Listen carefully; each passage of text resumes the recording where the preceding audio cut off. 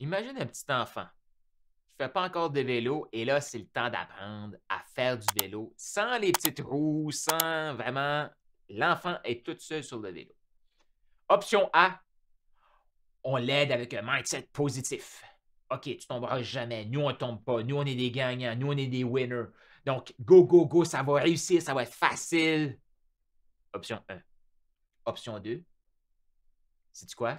Là, tu apprends une nouvelle chose. Ouais, faire du vélo. Oui, oui, tu as déjà fait du vélo avec les petites roues, mais c'est la première fois qu'on enlève les petites roues. Fait que voici ce qui peut se passer. Voici ce qui va se passer.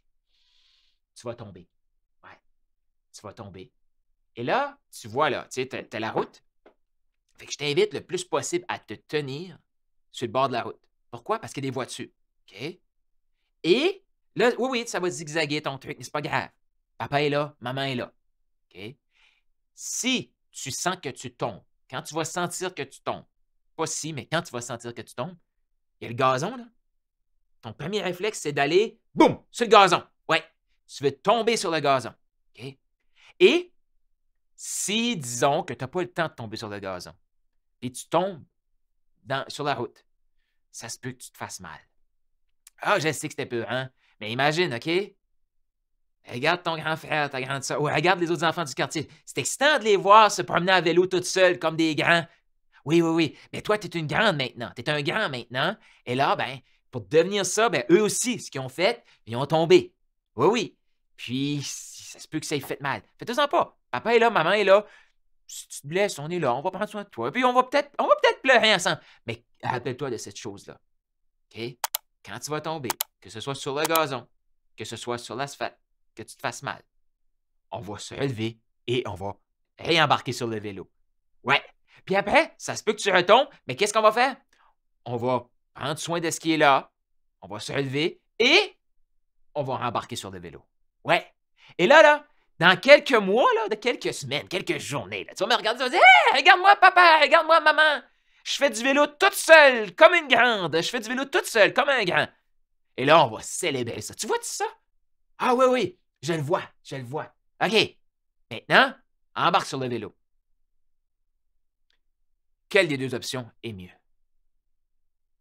Ah, il y en a qui vont me dire la recette magique, la pensée positive, tout ça, c'est. Non, ça, c'est de la merde. Excuse-moi de dire ça. Puis pourquoi je te fais cette vidéo aussi, c'est que je viens de faire mon onboarding pour mon top niveau des clients. Et parce que j'ai coaché des gens là, qui ont investi des dizaines, des dizaines, des dizaines de milliers de dollars, là, OK? Des entrepreneurs qui ont du succès, là.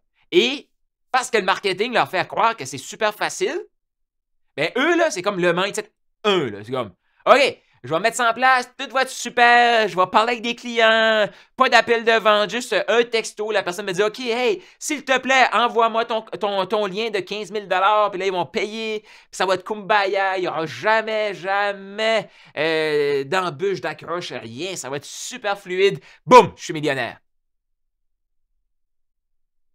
Là, tu commences à coacher ces gens-là, il m'a dit non, ou ils se sont même pas rendus à l'appel, là, ils commencent à se plaindre. Come on, come on. Tu vas te planter. Quand tu vas te planter, parfait, si tu te fais mal, on va pleurer. Mais sache une chose, que mon intention, c'est que tu embarques sur le vélo et que tu roules. Autonome. Ouais, c'est ça mon intention. Fait que, on peut pleurer des centaines de fois. Ça ne me dérange pas, mais on garde l'objectif que tu vas embarquer sur le vélo et tu vas être tout seul autonome. Moi, là, quand je coach un client, c'est comme ça que je le vois, là. Non, non. Non. Si je vois quelqu'un que je me dis, si cette personne-là tombe, elle ne va jamais se relever, elle ne va pas rentrer chez moi. Fait que j'ai mis ça dans mon onboarding parce que je me suis aperçu que on dirait que personne n'a compris ça. C'est comme faire du vélo. OK? Les premières fois, tu vas tomber. Tu vois. Fait que, en tombant, espère que tu tombes sur le gazon. Si tu tombes sur le béton ou sur l'asphalte, ça se peut que tu te fasses mal, ça se peut que ça saigne. Qu'est-ce qui va se passer si ça saigne? Ultra simple. Tu nettoies, tu désinfectes, tu mets un pansement, tu réembarques sur le vélo. Ouais. Ça ne se fera pas peut-être en 30 secondes. Des fois, tu peux te faire plus mal. Ça va prendre peut-être une journée. Mais il faut que l'enfant ait dans la tête que peu importe ce qui se passe, moi, je roule à vélo autonome. Fait que pour moi, là, peu importe ce qui se passe, quand tu travailles avec moi, tu te vois obtenir la vision qu'on a développée ensemble, l'énoncé de mission qu'on a développé ensemble. tu fais les actions qu'on a développées ensemble. Et dans un plan de match, avoir un mécanisme, un processus, quand ça va mal, beaucoup de gens, en tout cas, moi, j'étais longtemps comme ça aussi. Je l'entendais, OK, Carl, prépare-toi, quand ça va mal aller, ça te prend des tâches, des trucs que tu peux faire, parce que tu es un peu plus déprimé. Qu'est-ce que tu vas faire pour te mettre en énergie? Puis, Carl, qu'est-ce qu'il faisait lui? Pas besoin de ça, moi. Moi, j'ai un mindset de faire. Moi, là, c'est béton, mon affaire. Comme, let's go, on y va. Qu'est-ce qui se passait? Je me plantais, je voulais pas y croire, j'étais dans le déni, c'était la déprime. Puis peut-être que tu te reconnais là-dedans, là. OK? Puis si tu te reconnais pas, deux choses. Soit tu as déjà passé par-dessus ça ou que tu avais déjà comme. Tu as déjà mis cette discipline-là avant, tu t'es élevé comme ça, comme OK, tu vas tomber, quand tu tombes, tu te relèves. Quand tu tombes, tu te relèves. Peu importe dans ce que tu fais, quand tu tombes, tu te relèves. Comme nous, dans notre famille, on tombe, mais on se relève. Ouais. Plutôt que nous, dans notre famille, on tombe pas. Souvent, ces gens-là, ils tombent une fois puis ils restent tombés. C'est comme. Mon but, c'est que tu tombes, tu te relèves, tu tombes, tu te relèves, OK? Fait que moi, je passais par-dessus cette étape-là, mais c'est tellement crucial. Fait que je t'invite vraiment là aujourd'hui, là, dans cette vidéo-ci, prends le temps d'écrire 10 choses qui te mettent en énergie. Prendre une marche, prendre un bain, écouter de la musique, lire un livre, tout ça. Que quand ça va mal aller dans ton parcours entrepreneurial, là, ben, c'est soit que tu vas aller prendre une marche, tu vas aller prendre un bain, tu vas écouter de la musique, tu vas lire un livre, tu vas aller écouter un audiobook en prenant une marche. Peu importe. Peu importe. Mais ça te prend ces trucs-là. Puis là, encore là, rappelle-toi, le but, pour toi qui es entrepreneur, c'est d'avoir des opportunités à discuter avec des clients. C'est, si tu es plus dans le traditionnel, tu sais, pignon sur rue, tout ça, puis que là, tu dis, je vais avoir une présence sur les médias sociaux, OK?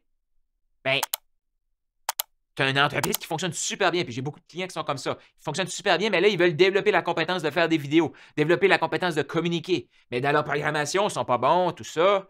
Et c'est la même chose que faire du vélo. Les premières fois que tu fais des vidéos, tu te mets à bégayer, tu te trouves vraiment, mais vraiment pas bon. Tu essaies de faire des jokes, des blagues qui sont vraiment pas drôles, puis tu as le goût de te cacher. Ouais. Quand tu as le goût de te cacher, c'est comme quand tu tombes sur le gazon, quand tu tombes sur le béton. Qu'est-ce qui se passe? OK. On va pleurer et on fait notre vidéo. On va pleurer et on réembauche une autre personne. Tu sais, comme qui ici a déjà essayé de déléguer?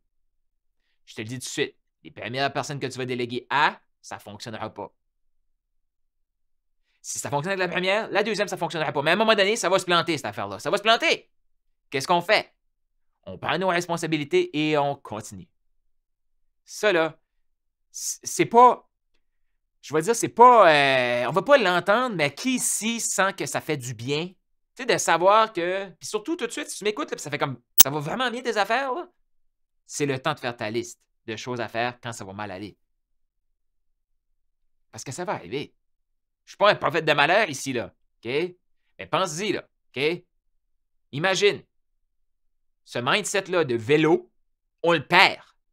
Moi, là, je me souviens très bien quand j'étais à l'école, hey, j'étais bon en maths, en sciences, enrichi la mathématique. Je me suis fait brainwasher que quand j'allais sortir parce que j'étais bon en maths, j'allais finir PDG. Ils m'ont pas expliqué que les premières fois que j'allais aller en entrevue, j'allais me sentir comme une merde, j'allais avoir peur de mon ombre, j'allais pas être confiant et que j'allais être obligé d'appliquer pour des postes de débutants. Pourquoi? Parce que j'étais un débutant. Non, PDG. Moi, je suis bon en maths, moi, PDG. Maths enrichi, moi. Mais c'est quoi cette façon de programmer des humains? C'est la meilleure façon de, quand l'humain se plante, ben, il reste planté. Pourquoi? Parce qu'il pensait tellement qu'il était sur un nuage. Puis que là, finalement, c'est tellement pas la réalité. Beaucoup d'humains, malheureusement, ne sont pas capables de se relever de ces échecs-là. Mais imagine que toute notre vie, on se fait dire, la vie, là, tu tombes, tu te relèves, tu tombes, tu te relèves. Là, on entend ces petites phrases-là, là. Mais si on n'a pas travaillé sur notre programmation là, de maths enrichi, moi, je finis PDG, là, tu t'apercevoir que. Et puis moi, je me souviens. Ah, que je me souviens. Ouais. Je n'avais pas prévu de parler de ça aujourd'hui, mais je me souviens de mon parcours quand j'allais faire des entrevues, justement. Là, j'appliquais sur plein de jobs. Puis là, j'avais mon brainwashing, moi, là, de PDG. Là, je voyais des postes, là, 10 ans d'expérience. Moi, j'avais 0 expérience. 10 ans d'expérience. Moi, j'appliquais là-dessus. Là. J'ai décroché des emplois. Et là, j'avais quand même développé une expertise en entrevue. Ouais, j'en ai fait plusieurs. Mais j'ai tombé dans le mindset, sans m'en rendre compte à cette époque-là, j'ai tombé dans le mindset de plus je vais faire d'entrevues, plus je vais avoir de répétitions, plus je vais accepter de ne pas être bon. Prends ça en note. Tout ce qui mérite d'être bien fait mérite d'être commencé pas bon. Ouais. Si tu as un talent pour la couture, donne-toi la permission de ne pas être bon au début. Si tu as un talent pour la musique, donne-toi la permission de ne pas être bon au début. Ouais. Puis tu vas t'apercevoir, là, si tu regardes, là, tout ce que tu es bon dedans, puis que les gens vont dire « Hey, c'est un don pour toi, c'est facile pour toi. » Non, non, c'est du travail. Mais pense-y, OK? Tu es un musicien, tu maîtrises exactement à la lettre, les yeux fermés, une pièce. Wow! C'est fantastique. OK? Et là, tu changes de pièce. C'est dans un autre spectre. Qu'est-ce qui se passe? Le professionnel, lui, il sait très bien qu'il va falloir qu'il pratique. Parce que c'est nouveau, il faut qu'il réapprenne. Mais la réapprendre, premièrement, parce qu'il sait, il ne va pas résister à cette période-là. Tout de suite, on vit dans une société que les gens, ils vont ben trop résister la période d'apprentissage. Ils ne vont jamais se lancer à fond dans l'apprentissage parce qu'ils veulent sauter des étapes, ils veulent avoir la recette magique. Et ils vont juste résister. Mais tant que tu ne résistes plus, tu fais comme, plus vite que je vais accepter que je ne suis pas bon, plus vite que je vais faire des répétitions et que je vais avoir du fun à ne pas être bon, plus vite je vais devenir bon. Plus vite que tu vas embarquer sur ton vélo, que tu vas tomber, que tu vas te relever, que tu vas tomber, que tu vas te relever, que tu vas tomber, que tu vas te relever, que tu vas rouler autonome. Le plus vite que tu peux faire ça, plus vite que ça va. Je le sais, pour moi, mais je n'en veux pas aux professeurs que j'ai eu à l'école. C'était comme ça, c'est comme ça, tu sais. Ça m'a apporté quand même des bénéfices. Sauf que je me souviens très bien qu'à sortant de l'université, 10 ans d'expérience, là, j'avais des appels, c'est comme Carl, ouais, c'est intéressant, t'as une bonne personnalité, tout ça, mais il y avait quelqu'un qui avait 7 ans d'expérience. Ah, OK. Et que là, je veux pas, là, j'ai dû apprendre à la dure qu'il fallait que je commence dans le bas de l'échelle. Tout ça parce que je me suis fait programmer, matin enrichi, toi, tu finis PDG. Fait que toi qui es entrepreneur, là, OK? Que tu sois à tes débuts, c'est une vidéo qui va te faire du bien. Mais je veux aussi faire une parenthèse ici pour m'adresser à des gens qui sont à quelques millions de dollars, OK? Qui ont une bonne business, qui roule, OK? Mais qui sentent qu'ils peuvent changer de niveau. Et là, ils ont possiblement besoin de réapprendre certaines technologies, besoin de réapprendre ou d'accepter qu'ils sont des débutants, à gérer une équipe de vente, à gérer le leadership parce que l'équipe grandit, à aller voir des plus gros clients, à aller voir des plus gros partenaires, développer une façon de communiquer pour inspirer ces gens-là à embarquer dans leur vision, développer une vision plus inspirante. Il faut accepter que les premières fois qu'on va parler de notre vision, les gens ne vont pas comprendre. Il faut accepter qu'il y a peut-être des portes qui vont se refermer. Il faut accepter de ne pas être bon pour changer de niveau. C'est facile de dire « je vais accepter de ne pas être bon quand tu n'as rien ». Mais la résistance d'accepter de ne pas être bon quand tu as quelque chose, c'est là, je te dirais qu'il y a beaucoup de gens qui vont abandonner, ils vont tout perdre parce qu'ils ont voulu résister ou qui vont rester stagnants parce qu'ils vont résister, puis finalement, ils vont tout perdre parce qu'ils ne peuvent pas s'adapter. Mais le plus vite qu'on peut laisser aller pour aller chercher quelque chose de nouveau, laisser aller pour passer au prochain niveau, laisser aller pour passer au prochain niveau, le plus vite, ça devient facile. Mais c'est toujours les mêmes étapes. Quand tu regardes que quelqu'un, c'est facile pour lui, là, juste qu'il a développé, il a travaillé, il a développé une facilité à je me lance dans quelque chose de nouveau avec la bonne attitude, je vais apprendre à faire des erreurs rapidement pour devenir bon rapidement. Actuellement, on vit dans une société que les gens veulent vivre juste le bon, mais ils ne veulent pas vivre la transition. Mais le fun est vraiment dans la transition, je te dis tout de suite. Là. Fait que quand tu vois que ça a de l'air simple pour quelqu'un, là, non, il a juste développé une éthique de travail. Pense, là, tu sais, je pense à Rafael Nadal, à Roger Federer, tout ça. Ces gens-là, là, ces athlètes-là, quand ils changent de coach, là, c'est pour changer de niveau. Fait qu'ils acceptent que le nouveau coach va leur apporter des nouvelles façons de frapper la balle, des choses qu'ils font tout superbes, là. Ils le font à merveille. Mais ils vont accepter que leur coup droit, ils vont le réapprendre. Puis les premières fois qu'ils vont faire le coup droit, ils ne vont pas être bons. Non. Et là, boum, ils vont l'avoir. Fait qu'avant, peut-être, ça prenait des semaines avant d'avoir le coup droit comme il faut. Là, ça peut prendre des jours, des heures, parce qu'ils vont le faire intensément. Ils vont faire le nombre de répétitions pour être bons. Ah, le revers, tu sais, Moi, j'imagine, parce que j'ai déjà entendu ça, des champions du monde, là, numéro 1 mondial. Ils ont décidé de changer de coach pour augmenter leur niveau. Comment tu penses qu'ils se sont sentis? Mais la beauté, c'est qu'ils ont accepté, ils savaient que ça faisait partie du processus. Définitivement parce qu'ils ont changé de niveau, c'est tout. Mais imagine, ils ont accepté de revenir comme un débutant. OK? Imagine Roger Federer qui fait comme non, mais moi, là, je veux que tu m'apportes au prochain niveau, mais moi, je vais t'expliquer comment faire un coup droit. J'ai dit ça aussi dans mon onboarding. Comme, imagine ça, ça fait aucun sens. Roger Federer, je vais te payer des centaines de milliers de dollars pour que tu me coaches, mais je vais t'expliquer comment faire un coup droit, puis je vais t'expliquer comment faire un revers. Mais pourquoi? Garde ton argent, paye-moi pas pour ça. Moi, j'imagine le coach comme, non. Roger Federer, non seulement il investit, et il accepte d'être le débutant, d'être l'étudiant. Moi, je sais rien, toi, tu sais tout, enseigne-moi. Pourquoi les champions du monde restent champions du monde? Parce qu'ils acceptent ça.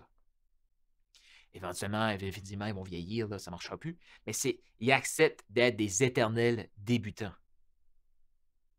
Oh, c'est peut-être un contre-intuitif de faire comme, OK, fait que là, il faut que je me fasse un plan pour quand je vais tomber. Pas si je vais tomber, non, quand je vais tomber, comment je me relève.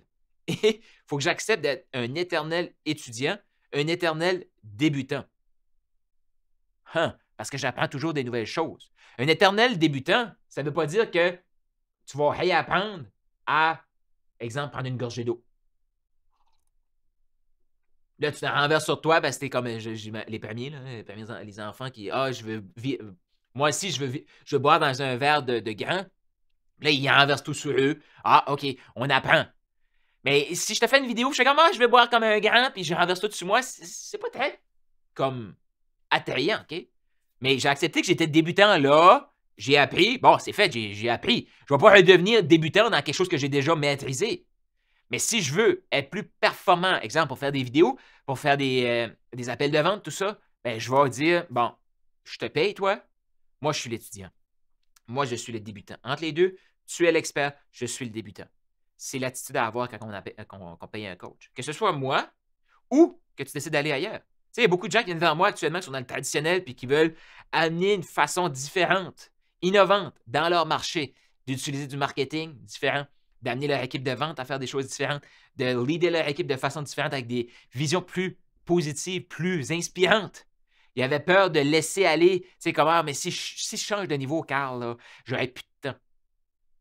Et là, ils disent, non, avec toi, Carl, je sens que non seulement je vais changer de niveau de prospérité, de profitabilité, mais je vais aussi avoir plus de temps. Parce qu'il va y avoir des systèmes qui vont être mis en place. Parce que l'équipe va être plus fluide, tout ça. Mais pour ça, il faut que cette personne-là accepte de, bon, moi, je suis un maître dans le niveau que j'ai tout de suite, mais je suis l'étudiant du prochain niveau. Enseigne-moi. Enseigne-moi.